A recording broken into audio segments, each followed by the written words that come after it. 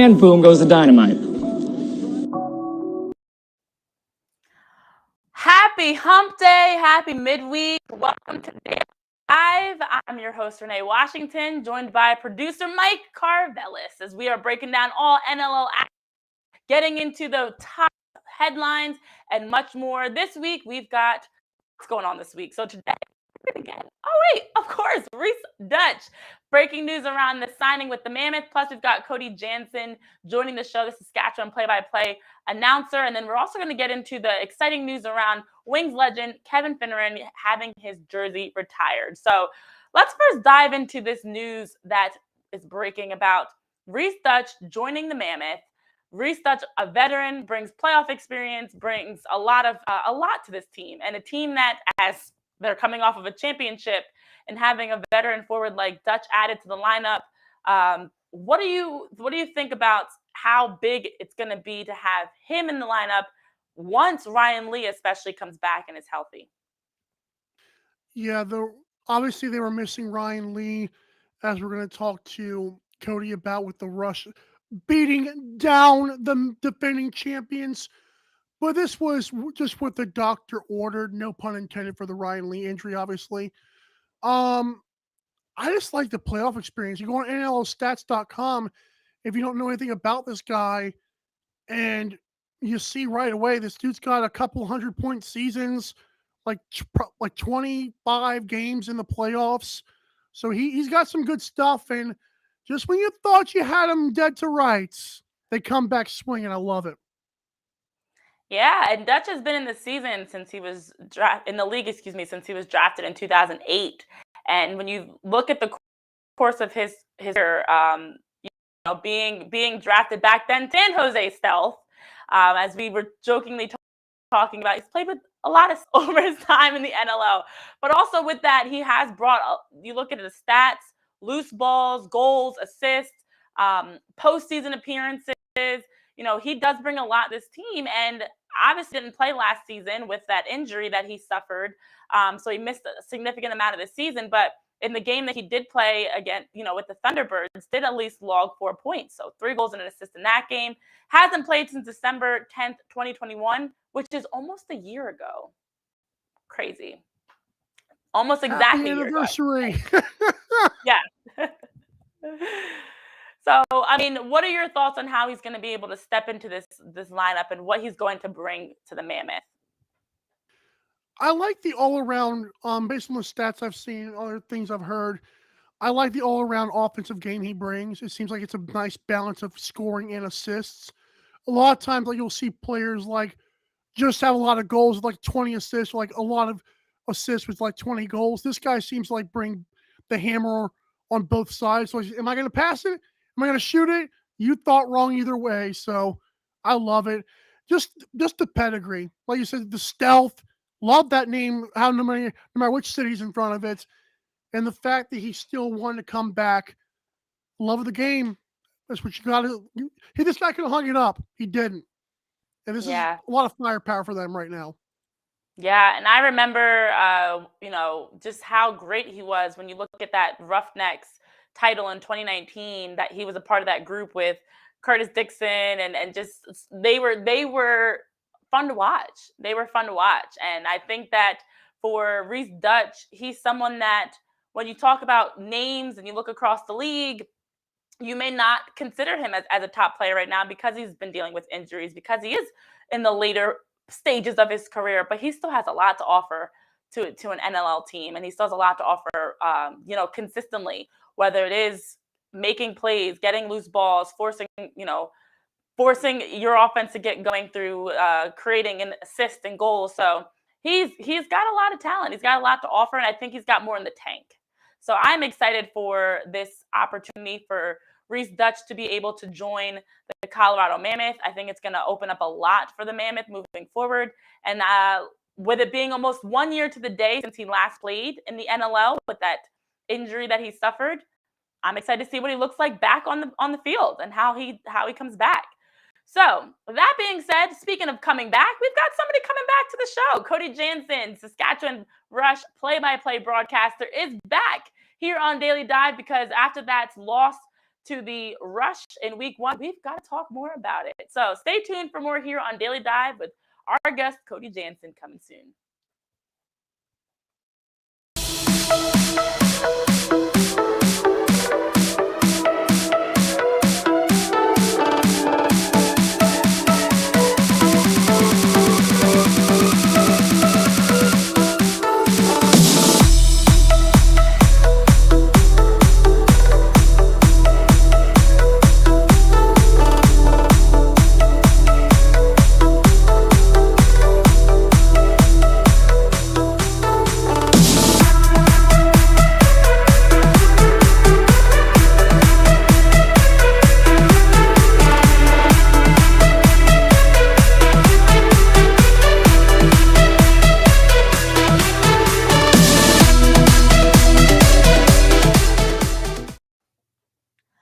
Welcome back to Daily Dive. Welcome back. Well, there we go. There's Cody Janzen, the Saskatchewan Rush play-by-play broadcaster, back on the show because we've got to break down that huge win for the Rush in week 1, knocking off the defending champs, the Mammoth, 18-6. Cody, you broadcast the game. Tell us about the game and what for Saskatchewan in the win. It was a full team effort, right? And you can say that top to bottom, but end of the day, Saskatchewan came out, they played the better first quarter, they got the better goaltending, and their offense was just stronger top to bottom, where it wasn't one player. I mean, Mark Matthews had an 11 or 12-point night, but it wasn't just one player that was driving the offense. There was multiple guys who stood, they improved their game. You could tell they were a little bit more motivated and they took their game to the next level, which is nice to see from an offense that needed to elevate their game from last year. So it was a really top to bottom effort. But end of the day, if you're Alex Bouquet, you hold the former, NLL champions or last year's NLL champs to 6 goals. You're pretty happy with that. And that's why, you win a big game at home. Yeah, and I have to extra buzz and excitement right now. Big win like that. And aside from the negative feel of temperatures that you're having in Saskatchewan, what else are you feeling out there in terms of just the excitement around that win? Is it some wine and some cheers going on with Alex Bouquet, Mike Messenger, but in all seriousness, vibe right now? It feels a little bit like, almost going back towards 2012-ish when the Edmonton Rush were rebuilding. Like there was a lot of young pieces out the back gate that were just starting to come into the league. There's a few young old guys who are going to step up here for Saskatchewan. So that's kind of the vibe I get. And that's what a lot of the players are talking about as well, where, it was mentioned, I think it was Jimmy Quinlan said after the game that it just felt like a rejuvenated bunch. And that's really what it looked like. It looked like a team that was motivated to come out this season and prove last year. I mean, it was a fluke. It was just a one-off where, hey, we failed, didn't make the playoffs, but we're out to prove that we're not done. We're still going to compete for a championship, and that's the motivation. That's the feeling this team had, and that's what they showed in their home opener as well. They're not going to be an easy out ever.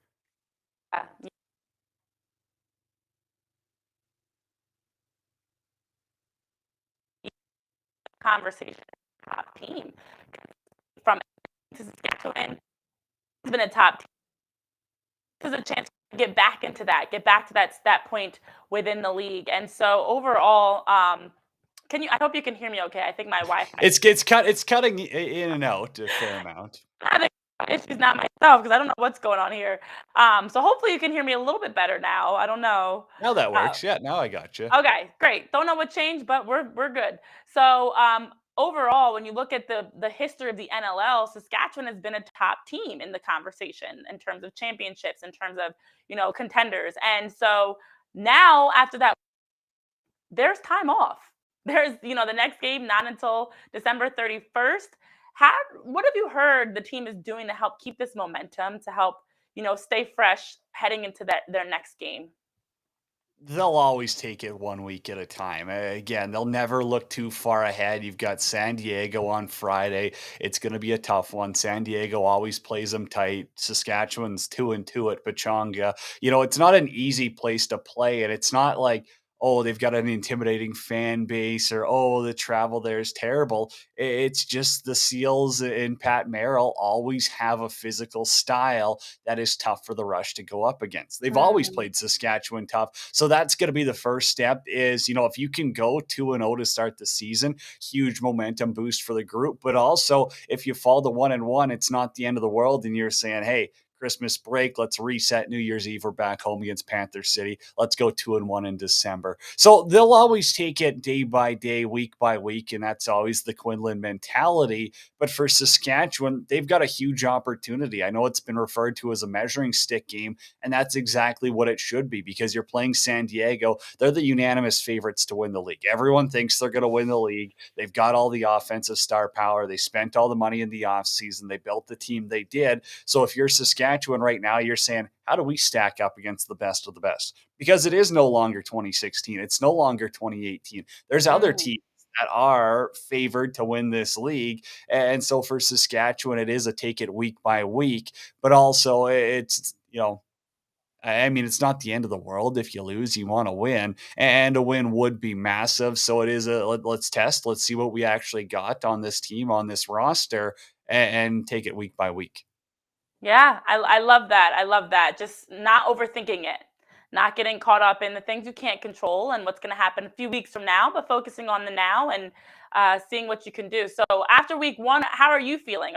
Are you sold? Is this Rush team back in the back period? I know you had high expectations in our last conversation.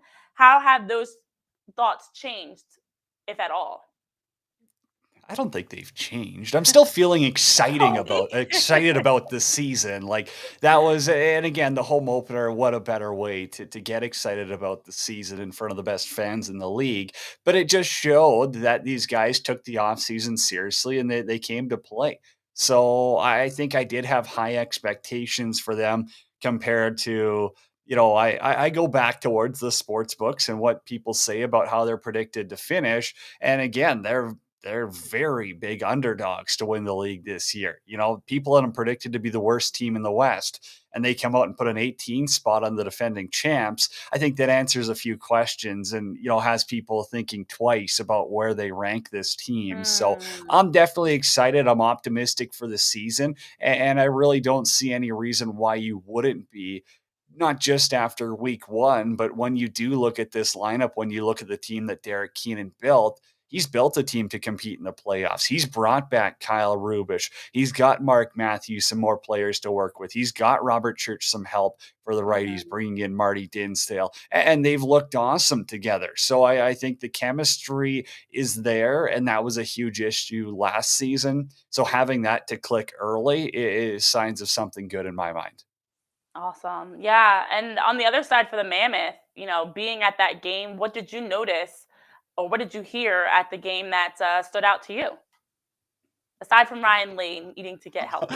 Yeah, that's a team that needs Lee. Obviously, having Wardle out, Gibson out doesn't help them at all. But let's not, undermine the players that were there in the lineup. You still have Zed Williams, you still have Brett McIntyre, Eli McLaughlin, Connor Robinson. Like there is so much talent on that team. Those are the guys who beat Buffalo in the playoffs last year.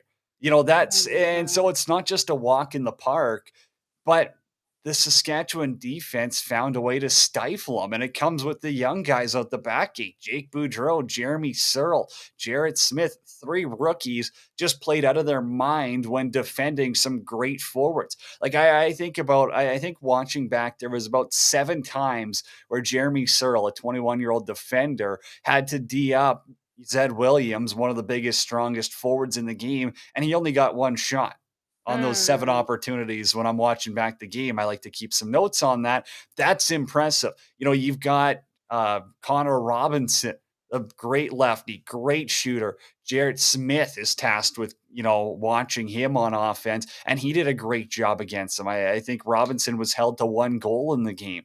Eli Yeah. McLaughlin as well. There's so much talent that Colorado has. They just couldn't get anything going. It was shots from the outside. And Pat Coyle and company aren't happy about that. That's why they go out and get Rhys Duch and end up dropping Austin Murphy. But I think if you're Colorado, you kind of got to tip your hat to Saskatchewan and Jeremy or Levy's group and say, hey, they played a better game. They were more prepared Yeah. for us than we were prepared from them. So it's not time to hit the panic button if you're Colorado, but they definitely knew that changes are needed to be made. Yeah, and it's no surprise that you see the breaking news that they're signing Rhys Duch after a week 1 loss like that. Exactly as you mentioned, not hitting the panic button, but knowing some adjustments are needed. Well, last thing for you, Cody, before I have you leave, and I wanted to put you on the spot a little bit here. After week 1, what is your hot take? What's your maybe unpopular opinion or thought that you have from week 1, or could be popular, who knows?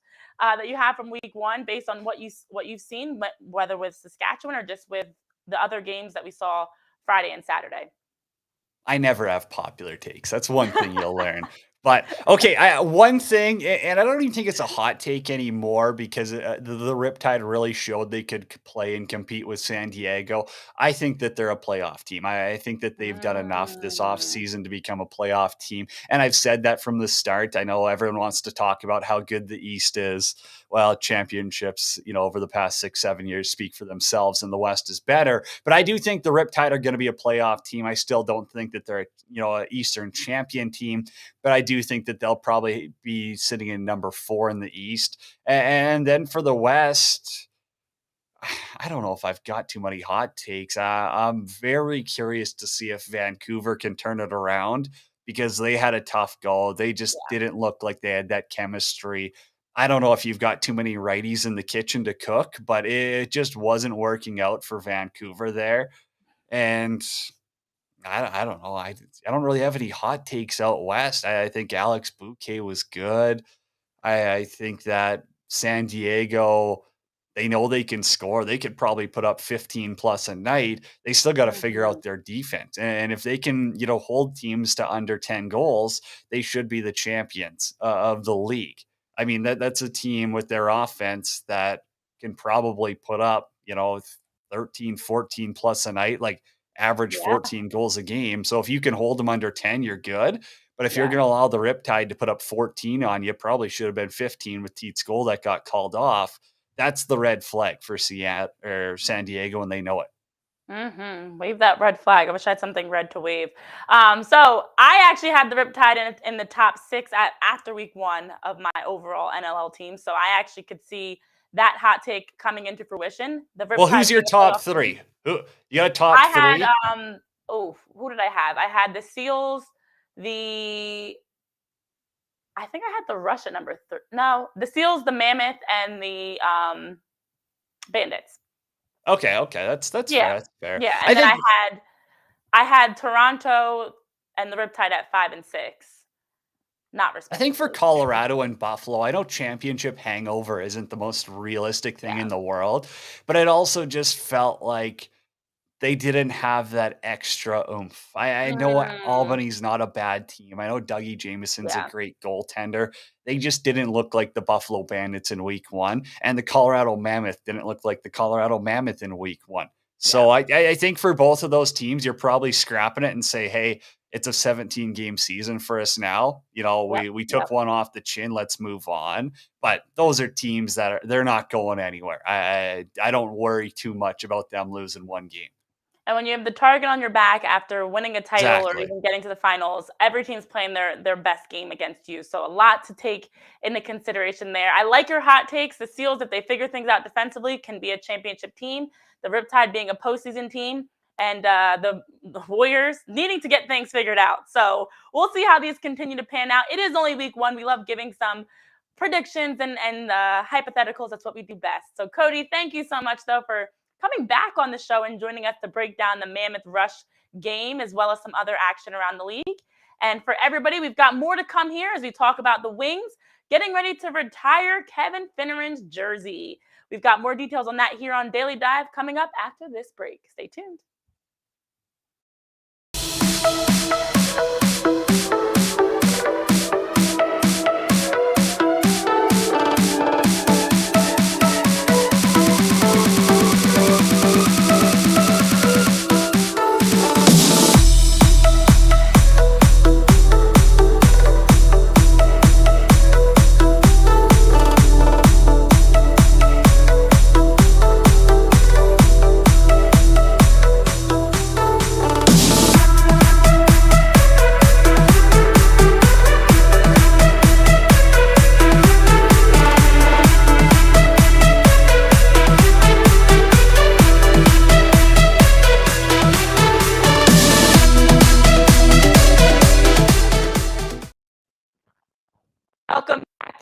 All right, we've had a chance to chat with Cody about Saskatchewan's win over the Mammoth in week 1. Rhys Duch. Check your mic again. It's being stupid. Oh, I think it's because I was dancing too much during the commercial break. Oh, sorry, guys. One more time. Try to We all need a midday lift. Try to readjust it one more time. Yes. Can you hear me now? Yes. I feel like the commercial. Can you hear me now? Good. Yeah, no, right. So we had a chance to break down Saskatchewan's win over the Mammoth. We also talked about Rhys Duch headed to Colorado. And now we've got to talk about some news on the East Coast as the Philadelphia Wings legend Kevin Finneran's jersey will be announced. Number 11 will be hanging in the rafters. I heard Kevin Finneran's jersey will be hanging in the rafters in the cutout.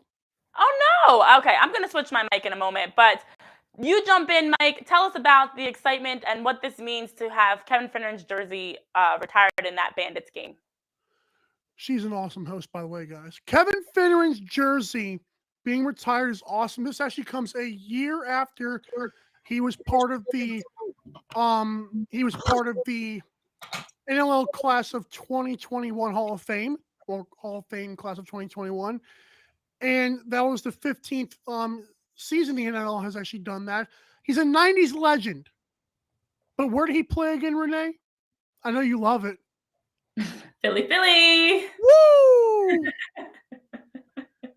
I thought I'd plug that in there.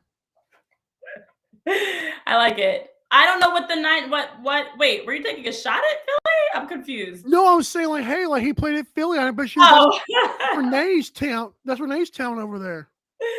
Yes. A city of brotherly love, Kevin Finneran. And so exciting news, won 5 NLL championships with Philly, and also has a chance to now be honored and recognized in that game versus the Bandits. And we love to see a good jersey retirement celebration. You know, you think over the years of the different players, and I've been at some in person in the NLL as well, and it's exciting. It's great for the franchise. It's great for the past and the future, the past and the present to kind of come together, and also to have a chance to honor some of the legends that have come through this league and help make this league what it is today. So up next is us to be retired in the Raptors. Right. See you guys in 6 months when we're made it big. No, but I actually like I'm going to circle on our picks the January 27th game for the Wings and the Bandits. Even if I think like the Wings are like, oh, and God knows whatever at that point, I'm just going to say, I'm not saying they will be. Don't come for me, Philly fans, Renee. But I just think I'm going to circle the Wings for that game because I think they're going to win it. I think even if the Bandits are looking good and the Wings are falling down, I'm going to get the Wings to fly back high no matter how they look at that point. But that's going to be my pick. So I'll have that for the future.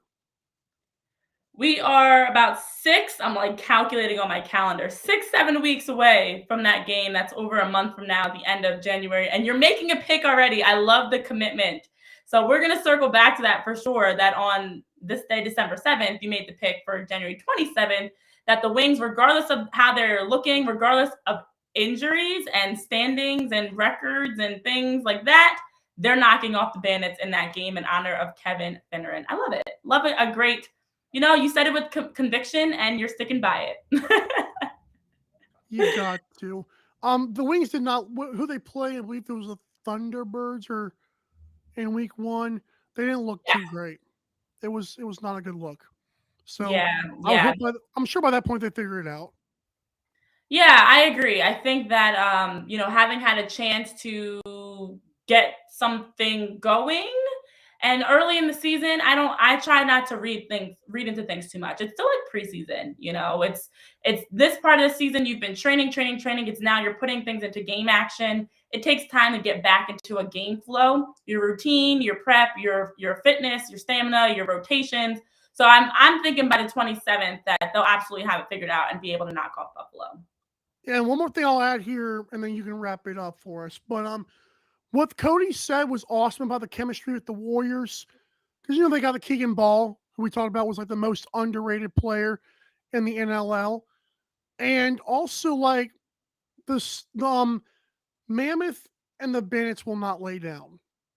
Like, right. And the fact that the Rush play-by-play guy Homer himself said that was not the best version of the Mammoth. Maybe I was a little bit overreactionary, but I don't. Mm-hmm. I don't think it was. Good rendition for Rhys Duch. Yes. Yes, we shall see. The plot thickens. We love to see it. And even the discussion around it leads us to wondering more. But that's where we've got more games to watch. It all unfolds. So stay tuned, folks. More NLL action will solve all these questions that we have and all the hypotheticals thrown out there. So thank you guys for tuning in to another edition of Daily Dive. We had Cody Janzen on earlier talking about Saskatchewan's win over the Mammoth. We talked about Rhys Duch headed to Colorado. We also broke down the exciting news around Wings legend Kevin Finneran having his jersey retired. And so we've got more to come on Friday. That's right, Friday, because tomorrow, Thursday, we will not have an episode of Daily Dive, but we will be back Friday bringing you some picks, previewing games, and breaking down more news because every day there's always something exciting happening, which is why we're taking that daily dive into the NLL. Thank you guys for tuning in. Have an awesome rest of your Wednesday, and we'll see you back here Friday for more NLL discussions. Have a good